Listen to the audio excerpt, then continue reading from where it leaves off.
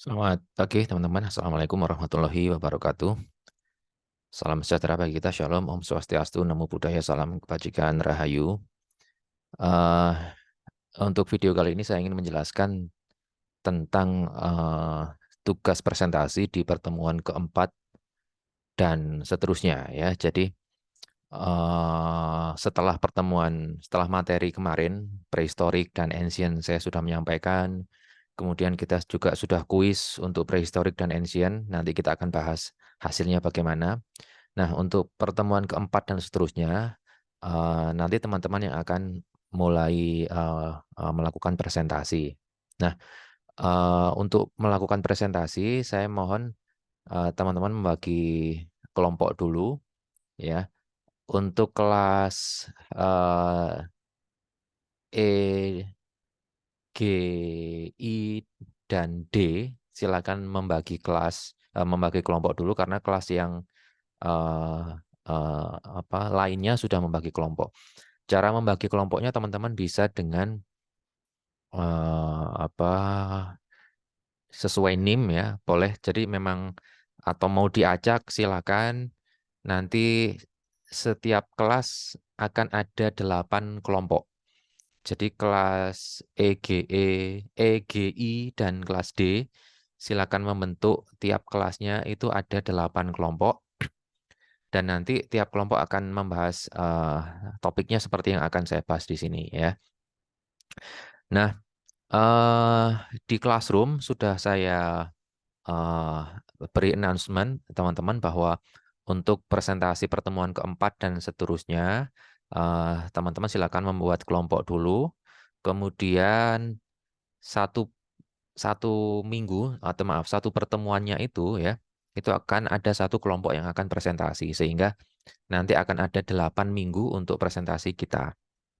Nah, kelompok satu nanti yang akan dibahas adalah materi tentang zaman pertengahan ya, zaman pertengahan atau medieval. Nah, eh, cara membahasnya bagaimana? Cara mengulas zaman medieval ini agar topik kita bisa fokus, tajam dan tidak bias dan masih dalam koridor desain ya. Yang pertama, teman-teman pastikan untuk mengulasnya menggunakan 5W1H.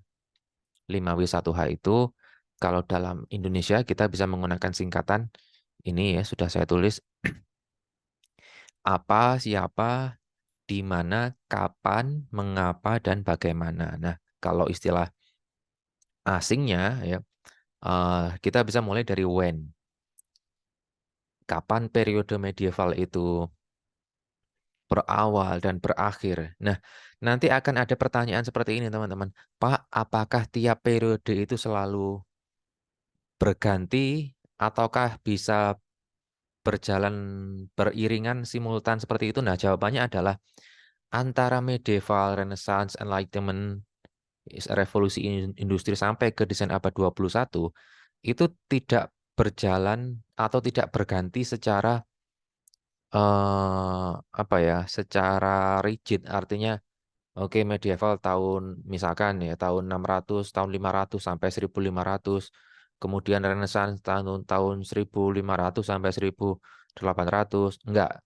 Jadi ada kalanya Renaissance itu juga dimulai ketika medieval belum belum sampai berakhir ya, paham maksud saya ya. Jadi beriringan. Nah, jadi berjalan berakhirnya medieval itu adalah juga beriringan juga dimulainya dengan Renaissance sehingga tidak langsung berganti. Misalkan sekarang hari Kamis itu masih medieval. Oke, besok hari Jumat sudah Renaissance. Enggak gitu juga. Ya, enggak gitu juga. Jadi ada kalanya memang bersinggungan ya, bersinggungan waktunya.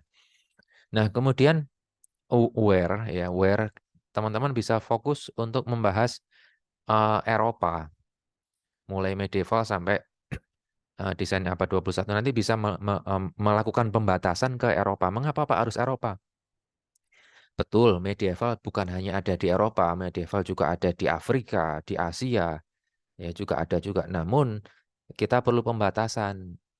Kalau teman-teman ingin mengulas sedikit saja dari medieval di Afrika, di Timur Tengah, atau di Cina, silakan boleh, tapi sedikit saja. Ya misalkan, Pak, ternyata tahun 600 Masehi, ya, ketika medieval di Indonesia juga ada peradaban loh, Pak, di Kutai. Nah, silakan kalian mau mengulas sedikit saja boleh. Ya, asalkan jangan terlalu dominan. Baik, W yang ketiga adalah who. Nah, ini terkait dengan siapa saja tokoh yang berpengaruh ketika medieval, Renaissance, Enlightenment. Kalian boleh membahasnya eh, tokoh-tokoh yang berpengaruh. Apakah hanya dalam tokoh yang terkait dengan seni dan desain, Pak? Utamanya memang iya, ya. Utamanya memang tokoh-tokoh yang di seni dan desain. Namun teman-teman juga bisa mengulas juga, misalkan siapa pemimpin, ya pemimpin waktu itu siapa, kemudian filsuf yang berpengaruh siapa, misalkan bisa seperti itu. Kemudian why, nah ini why ini terkait mengapa ya, kenapa, misalkan medieval kita kenal medieval dengan banyak sekali sebutan ya, ada Dark Ages, Middle Ages, medieval. Nah, misalkan kalian bisa membahas mengapa ada sebutan itu. Nah, ya. Dan ini terkait dengan W yang berikutnya yaitu what ya. Apa saja sih yang terjadi ketika medieval itu? Misalkan medieval terkenal dengan pandemi ya, pandemi Black Death misalkan.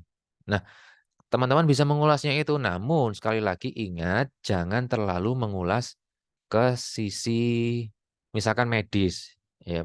Kalian mengulasnya ke sisi medis bahwa Black Death itu ternyata akibat orang Eropa waktu itu belum terlalu higienis, Pak. Ya, jangan terlalu itu. Namun kembalikan lagi bahwa apa yang terjadi di periode itu bisa dikaitkan dengan seni dan desain. Ya, jadi ingat untuk selalu ke eh, topik yang tersebut sehingga kalian tidak bias nanti.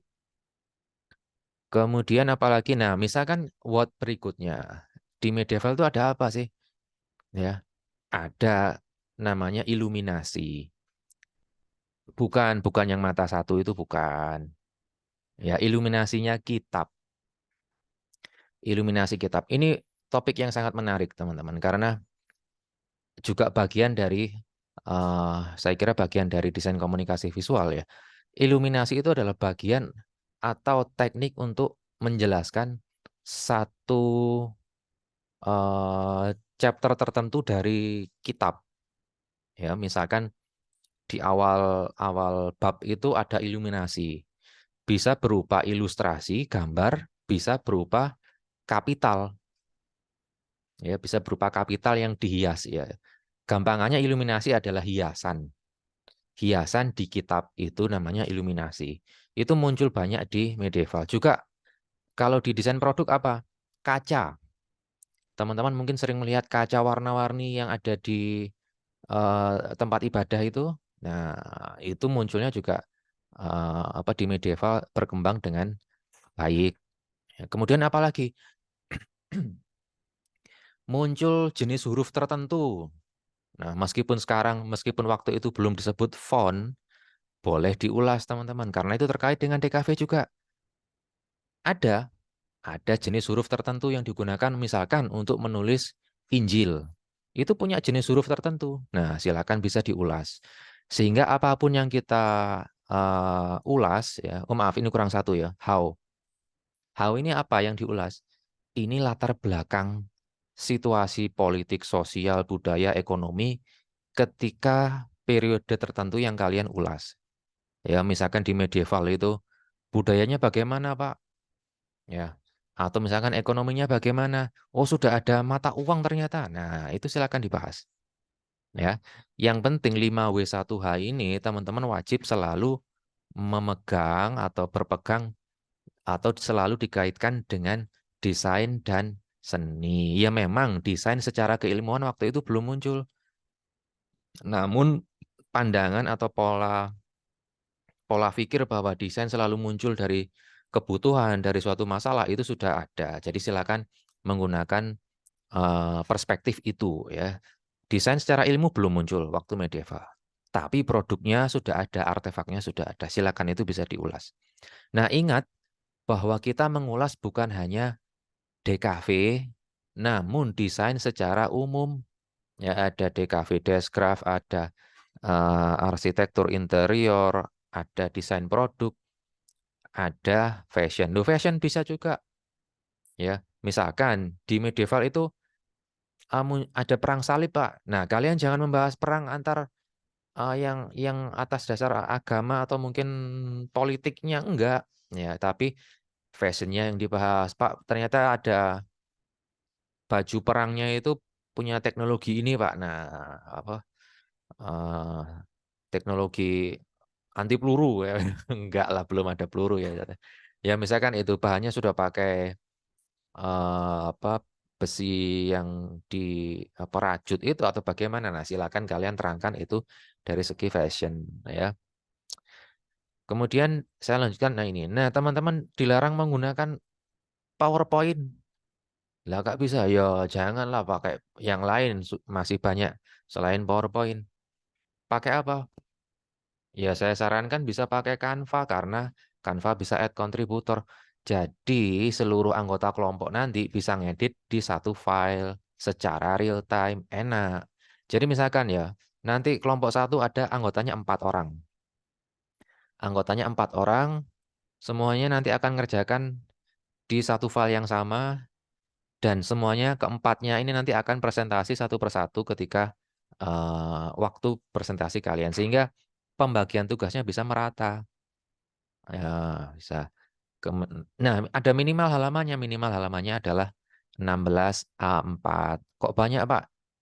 Ya, jangan lupa bahwa presentasi itu beda dengan mengetik. Kalau ngetik kalian fontnya berapa? Ya kan ukurannya 12. Kalau presentasi kan fontnya lebih besar. Nah, sehingga A4 itu nanti akan apa tidak terlalu besar lagi. Dan enak baginya. 16 halaman, sudahlah bagi 4. Masing-masing anggota kelompok 4 halaman akhirnya. Nah, jadi lebih ringan. Kemudian yang berikutnya adalah presentasi itu bukan membaca, ya. Namun perlu difahami, perlu dikuasai. Membaca itu boleh hanya ketika kalian lupa untuk mengingat, misalkan siapa sih raja ketika di Romawi Timur itu rajanya siapa sih? Oh iya ini. Nah, boleh nengok sedikit boleh, tapi nggak boleh baca terus gitu, nggak ya, difahami ya. Kemudian yang berikutnya adalah ini juga penting teman-teman, ya. Presentasi itu adalah bagian dari performnya teman-teman. Sehingga silakan dioptimalkan ya. Ketika presentasi kita bukan hanya datang ke kelas, presentasi baca materi, kemudian selesai, enggak. Jadi silakan dikondisikan, dioptimalkan. Misalkan saya beri contoh, kakak tingkatmu dulu tahun kemarin ketika presentasi estetika, ya mereka menggunakan aksesori tertentu. Misalkan yang diulas adalah estetika klasik ya, Yunani Romawi. Oh, mereka pakai apa itu? Aksesoris seperti filsuf itu ya, ya. Enggak beli, bikin sendiri ya, ya. Bikin sendiri murah. Atau kalian mau dress code-nya sama sama Pak gitu. Waduh, ini harus check out kan berarti. Kalau dress code-nya sama nanti check out barengan ini. Enggak harus check out gitu. Ya, kalau memang punya warna baju yang sama silakan, enggak harus beli baru. Namanya kreatif itu enggak harus makan biaya kok, ya. Enggak harus makan biaya. Nah, ini kan buktinya loh, ya. Mic saya baru lagi. Mikrofon aneh ya. Perform ya. Jadi ingat bahwa presentasi itu adalah perform, tampilkan sebaik mungkin. Kalian ingin presentasi hari itu adalah bisa kalian kenang ya, sehingga bukan hanya hari yang biasa saja, enggak, itu hari istimewamu. Manfaatkan untuk bisa berinteraksi dengan audiens dengan baik, materinya juga baik secara visual, substansi juga dikuasai. Nah, jadi lengkap. Ada tambahan, Pak. Gimana? Ketika presentasi teman-teman boleh ada kuis? Boleh. Teman-teman boleh ada kuis untuk apa? Audiensmu sendiri di kelas itu boleh. Misalkan kalian mau membuat pertanyaan di tengah-tengah presentasi. Ayo, namanya Raja Romawi Timur tadi siapa? Yang bisa jawab dikasih reward. Iya, rewardnya nggak usah apa mahal-mahal bisa dikasih ini, apa ini?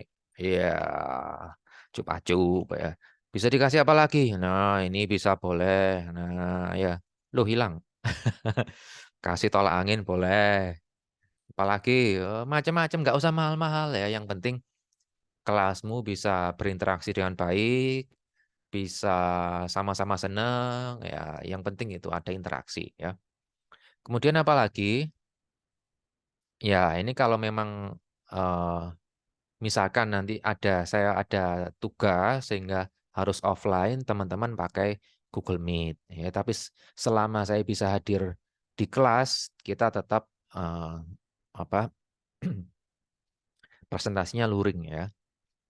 Ini juga penting teman-teman, yang berikutnya adalah agar kelas bisa berinteraksi dengan baik, maka teman-teman harus yang akan presentasi itu mengirim file 24 jam sebelum kalian presentasi, kirim file ke classroom kita ini. Ya, kirim file tujuannya apa? Agar audiens bisa belajar dulu, kemudian pertama bisa ngasih masukan, kedua bisa ngasih pertanyaan ya.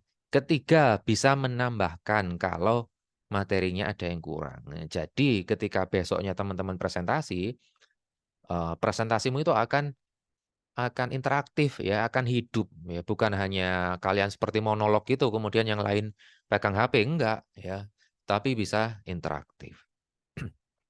Ya, saya kira itu teman-teman penjelasan saya untuk tugas di minggu keempat dan seterusnya. Silakan teman-teman mulai membagi kelompok dan dipersiapkan sebaik mungkin untuk presentasi kita minggu depan. Terima kasih, bisa saya akhiri. Selamat pagi. Wassalamualaikum warahmatullahi wabarakatuh.